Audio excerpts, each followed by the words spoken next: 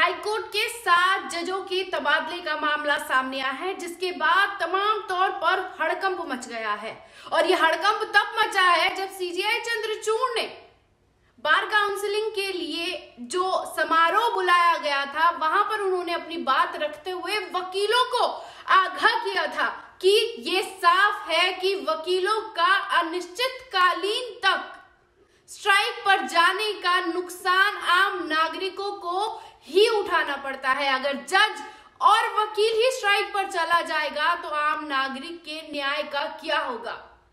और उन्होंने ये भी खुलासा किया था कि छोटे जजों, जो छोटे न्यायालयों के जज होते हैं, वो आपराधिक मामलों में न्याय देने से डरते हैं कि किसी जघन्य अपराध में जमानत तक देने के बाद उनकी सेफ्टी का क्या होगा। जजों के साफ तौर पर जब तबादले के मामले को लेकर वकीलों ने अपनी आंखें दिखाई तो सीजेआई ने भी पूरी तरीके से क्लियर कर दिया कि ये हड़ताल तत्काल खत्म करिए। मैं बात करके मामले को सॉल्व करने की कोशिश करूंगा, लेकिन ये कोई तरीका नहीं होता। और उसके बावजूद जब ये फैसला आया है कि 4 हाईकोर्ट के 7 जजों का तबादला किया जाएगा तो हड़कंप मच गया है। क्या है पूरा मामला, आपको जल्दी से बता देते हैं। सुप्रीम कोर्ट के कॉलेजियम ने हाईकोर्ट के 4 हाईकोर्ट के 7 जजों के तबादले करने की सिफारिश की है। सुप्रीम कोर्ट के कॉलेजियम ने उच्च न्यायालय के 7 न्यायाधीशों को देश के विभिन्न उच्च न्यायालयों में भेजे जाने की सिफारिश की है।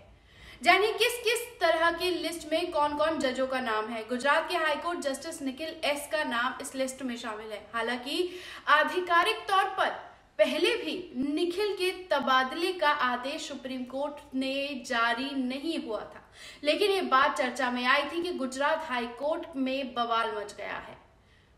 बार काउंसिल ने हड़ताल का ऐलान किया तो सभी सख्ते में आ गए। उसके बाद सीजेआई चंद्रचूड़ ने भी प्रतिनिधि मंडल से जाकर मुलाकात की और पहली लिस्ट कॉलेजियम ने 17 नवंबर को तैयार की थी।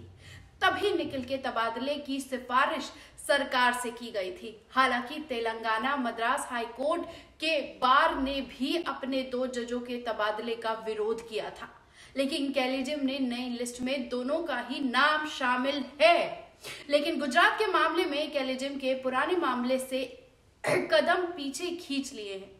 ध्यान रहे कि निखिल कार्लियर के तबादले के खिलाफ वकीलों ने काम करने से बंद कर दिया था। वो हड़ताल पर चले गए थे। इसके बाद सीजेआई ने उनसे मुलाकात कर समय दिया था और एडवोकेट एसोसिएशन के 7 सदस्य प्रतिमंडल ने सीजेआई से मुलाकात भी की थी। एक रिपोर्ट के मुताबिक सीजेआई ने कहा था कि मांग सही है, लेकिन वकीलों को हड़ताल पर नहीं जाना चाहिए।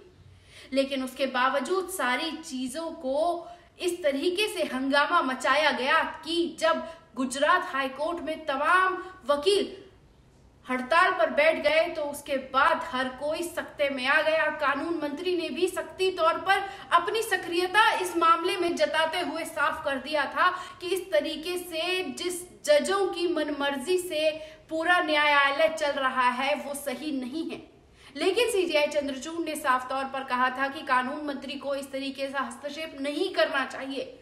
और हस्तक्षेप के बावजूद किरण रिजिजू इस मामले में पूरी सक्रियता दिखाते हुए नजर आए हैं। और जब 4 हाईकोर्ट के 7 जजों की सिफारिश का मामला सामने आया है तो उसमें यह साफ हो गया है कि जिस जज के तबादले को लेकर हंगामा मचा था, गुजरात के तमाम वकील, बार एसोसिएशन के तमाम लोग जब हड़ताल पर बैठ गए तो ये हंगामे से कम नहीं था, क्योंकि न्यायालय ही तमाम देश के अंदर, उस राज्य के अंदर जिस तरह से तमाम चीजें चल रही है उसे ही संरक्षित करता है सक्रिय तौर पर। लेकिन जब वही हड़ताल पर चला जाएगा तो लोगों को न्याय क्या मिलेगा। लेकिन उसके बावजूद कोई टस से मस नहीं हुआ। लेकिन अब वकीलों के तमाम तौर पर विरोध का ये फायदा ये होता हुआ दिखाई दे रहा है कि जिस जज के लिए बार काउंसिल के तमाम लोग हड़ताल पर चले गए थे, काम पूरी तरह से ठप कर दिया गया था, अब उन 7 जजों में उस जज का नाम शामिल नहीं है। लेकिन अभी भी ये तस्वीर पूरी तरीके से क्लियर नहीं की गई है कि आगे आने वाले वक्त में क्या होगा। और उसके बावजूद सीजीआई चंद्रचूड़ के जो मुखर रूप से होकर न्याय मूर्ति के रूप में सशक्त तस्वीर के तौर पर उनकी टिप्पणी दिखाई देती है, तो कहीं ये देखने वाली बात होगी कि आगे आने वाले समय में किस तरीके से ये पूरा मामला मोड़ लेता है। लेकिन इसके बावजूद ये देखना है कि चंद्रचूड़ साहब ने साफ तौर पर कह दिया था कि जिस तरीके से मामला चल रहा है, अगर ऐसे ही चलता रहा तो आगे काम नहीं बन पाएगा, और नहीं बनने की वजह से जज और वकीलों को कोई नुकसान नहीं होगा। अगर किसी को नुकसान होगा तो वो आम नागरिक है, और आम नागरिकों को अगर न्याय में डिले होता जाएगा तो जस्टिस डिनाइड की बातें होने लगेंगी। और जब हमें ही न्याय की बातों को देखना है, समझना है और उसमें फैसले देने हैं, तो हमें भी समझदारी के साथ चीजों को आगे बढ़ाना होगा। लेकिन इसके बावजूद ये तमाम चीजें यूं ही चलती गई, और इसके ऐसे चलने की वजह से गुजरात हाईकोर्ट पूरी तरीके से ठप पड़ गया था, और अभी भी वो उसी लचर व्यवस्था में काम हो रहा है। लेकिन जब ये लिस्ट सामने आई है तो बवाल मचना पूरी तरीके से लाजमी था, और उस लाजमी होने के चलते आगे क्या इसके रूप में सामने चीजें आएंगी वो आगे आने वाला वक्त बताएगा। लेकिन ये साफ हो जाता है कि देश में अब सीजीआई जस्टिस ने पूरी तरीके से न्याय की जो कमान संभाल ली है, उस न्याय की कमान को संभालने के बाद कहीं ना कहीं न्याय की तरफ लोग उम्मीद करने लगे हैं कि जिस तरह से सत्ता पक्ष के लोग न्यायपालिका को अपने हित के लिए इस्तेमाल करते हैं, कहीं ना कहीं सीजीआई चंद्रचूड़ अब उन चीजों पर कहीं ना कहीं लगाम लगाकर लोगों के हक में फैसला सुनाएंगे।